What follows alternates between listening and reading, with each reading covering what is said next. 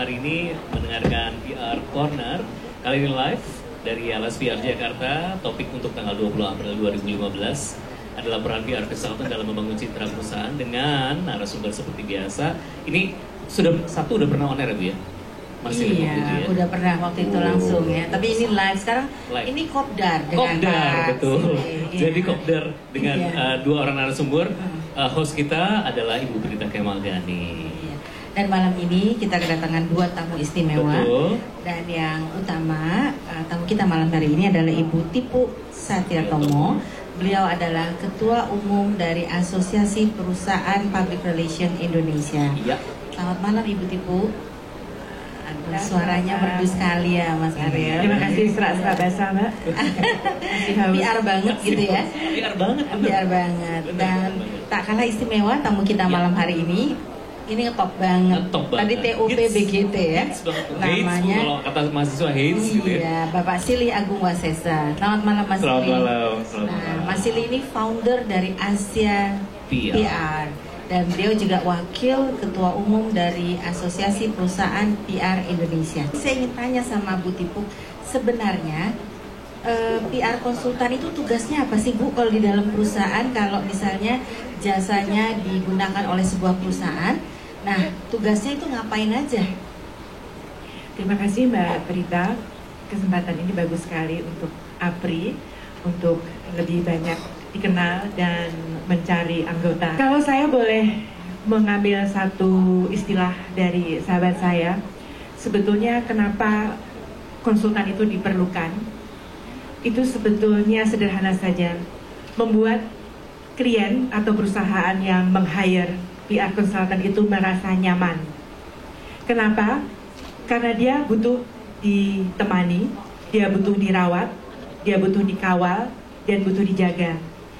Kalau klien membutuhkan kenyamanan dan konsultan ini bisa memberikan rasa itu, maka semuanya akan menjadi beres, karena itu yang diharapkan.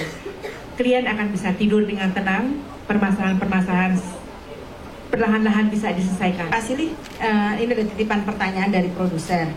Kualitas apa yang dibutuhkan oleh seorang PR konsultan, dan bolehkah fresh graduate itu bisa langsung menjadi PR konsultan? Oke, thank you Bu Brita. Jadi sebetulnya sih kalau kita bicara kompetensi yang dibutuhkan oleh PR consultant, yang paling awal adalah kita harus tahu yang namanya dimensi reputasi itu sendiri. Karena kan PR bicara tentang reputasi nih, jadi kita harus paham dimensinya apa aja sih yang mempengaruhi gitu. Dimensi internalnya apa, eksternalnya apa gitu, sehingga habis itu kita paham melakukannya seperti apa. Nah, kalau kemudian pertanyaannya apakah fresh graduate bisa menjadi konsultan apa enggak, itu jelas pasti bisa. Hanya memang level konsultansinya yang dikembangkan. Kalau di beberapa perusahaan PR seperti yang misalnya di kami gitu ya, itu yang pertama pasti mereka harus baca koran dulu, harus baca clipping. Pekerjaan paling hina dari PR itu adalah baca koran. Actually sebetulnya kesannya cuma baca koran, tapi di situ sebetulnya kita harus bantu daya nalarnya muncul, analisisnya muncul gitu.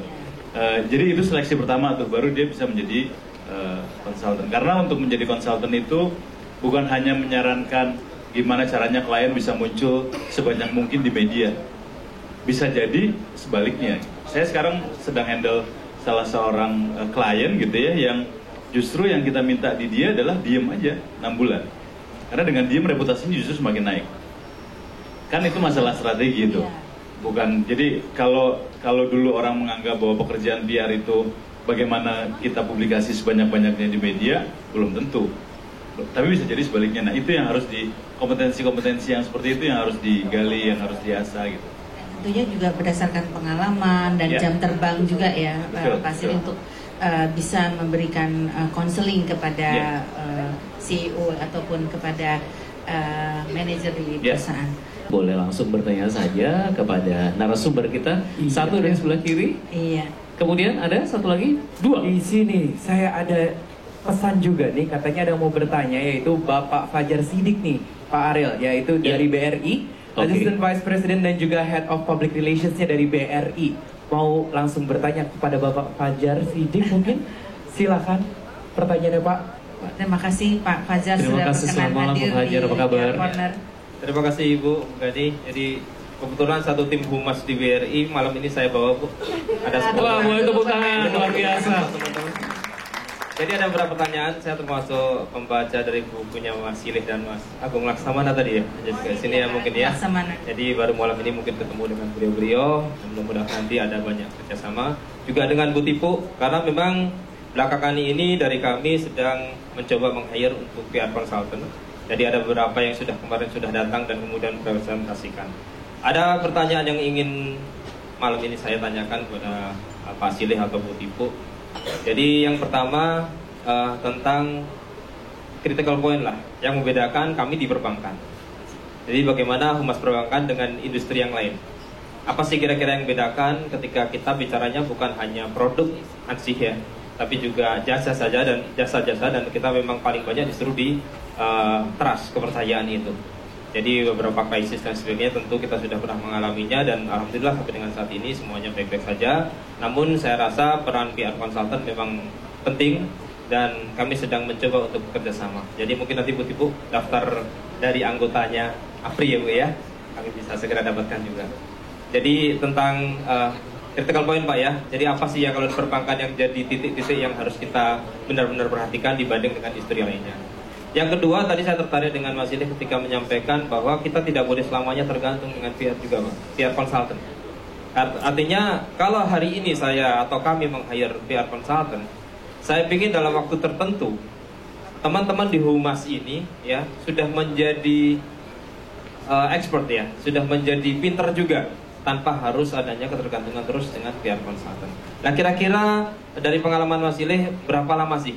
Karena yang saya inginkan adalah ketika dengan PR consultant tidak hanya menerima masukan saja, oh media monitornya begini, dinilai seperti ini, Anda harus begini. Tapi bagaimana cara menilai, bagaimana cara melakukan media monitoring sendiri dan sebagainya, itu apakah termasuk dalam quote ya, jasanya dari PR consultant ini sendiri, atau seperti apa? Sehingga kira-kira dalam berapa waktu yang diperlukan sih, sehingga kami bisa menjadi minimal lah, mendekati canggihnya dari teman-teman PR consultant ini. Sekarang lebih banyak fokus-fokus Pak, seperti ada yang lebih mengkhususkan diri di bidang perbankan, ada yang khusus hanya di bidang mining. Namun sebetulnya pada dasarnya ada satu benang merah yang sama, yaitu membantu untuk mencapai tujuan di dalam program-program public relations mereka. Kalau untuk perbankan, Mas Silih lebih banyak pengalaman nanti diceritakan. Tapi saya mungkin sedikit cerita secara umum. Kebetulan saya dan Ibu Ika juga founder dari Prominent Public Relations. Saya setuju juga dengan pernyataan Mas Silih bahwa lebih baik 2 tahun mungkin ya konsultan itu bisa bekerja membantu sampai kemudian klien atau perusahaan ini punya divisi sendiri dan lebih mandiri. Ada satu pengalaman kami yang sampai sekarang ini berkah, mungkin juga berkah tapi juga tantangan, bahwa ada klien kami ini sudah masuk tahun ke-6, tahun ke-5 mau ke-6 di bidang properti. Tapi kami melihat bahwa bukannya dia tidak mau membuat divisi PR sendiri, karena mereka lebih banyak ke marketingnya untuk menjual propertinya. Karena ada rasa nyaman ini tadi Mbak. Dan alhamdulillah tim kami bisa membuat atau memberikan kenyamanan ini. Meskipun kami juga menyadari bahwa kami harus membuat klien kami mandiri pada satu saat nanti. Kita tidak bisa terus memfeeding, tidak bisa terus merawat baby ini. Namun tidak tertutup kemungkinan Pak bahwa disesuaikan dengan kebutuhan yang ada, bisa saja konsultan itu bisa lebih lama lagi. Artinya tergantung pada apa yang dibutuhkan oleh klien. Tetapi kami juga bisa mengatakan, Pak, mungkin cukup kalau memang sudah waktunya dan wah ini kok nggak naik-naik ya fee-nya ya, kita cari yang lain. Pak, saya bicara apa adanya karena keberadaan konsultan ini juga tidak lepas bahwa dari industri ini kita juga harus hidup. Namun yang paling menyenangkan adalah kita bisa membantu, kita bisa mencapai perusahaan itu untuk mencapai tujuan-tujuannya. Silakan Mas Silih.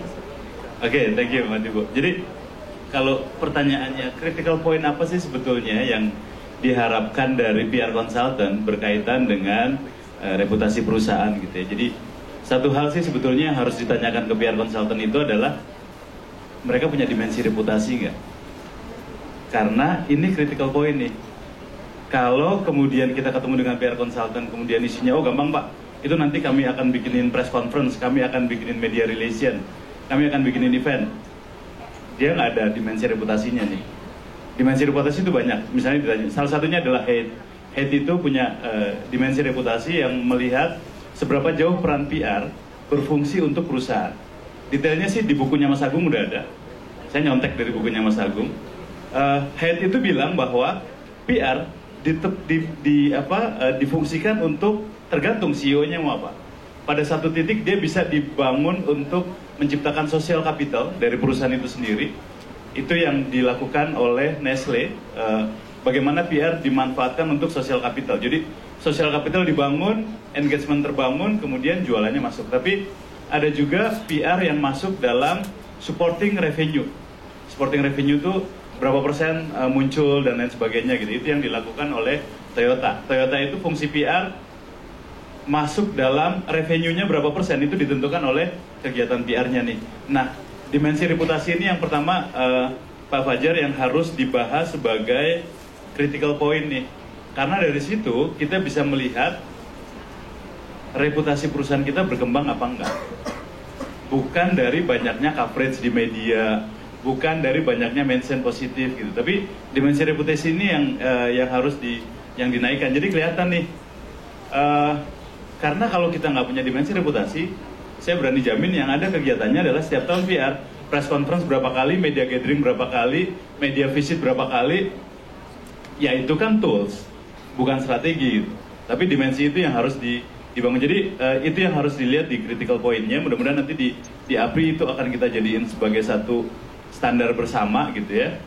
Bagaimana critical point bisa dimunculkan. Nah, berapa lama biasanya PR consultant itu dibutuhkan? Selama ini pengalaman kami maksimal 2 tahun, kadang-kadang 3 tahun lah, untuk mengembangkan sebuah PR consultant yang muncul. Itu untuk retainer. Bahwa kemudian nanti setelah itu kita datang setiap 6 bulan sekali, setiap 4 bulan sekali, setiap tahun sekali, itu hanya tadi mirroring aja, cuma ngasih cermin aja. Ini loh posisi reputasinya sekarang di sini, kurangnya kayak gini, misalnya kayak gitu. Atau kita ngasih update tentang perkembangan yang terjadi di luar. Jadi fungsinya seperti itu. Karena kalau sampai lebih dari 2 tahun, kasihan PR consultant-nya. PR consultant kita tuh cuma dikit. Kita cuma ada 151. Sementara industri aja udah ada 300. Pilkada untuk politik aja itu Desember besok itu ada 270 pilkada. PR cuma 151. Jadi makanya biar merata aja nih, biar kasihan kalau lebih dari 2 tahun itu terengah-engah nanti. Jadi mendingan datang 2 tahun kembangin, nah biar bisa bantu yang lain lah, biar konsultannya.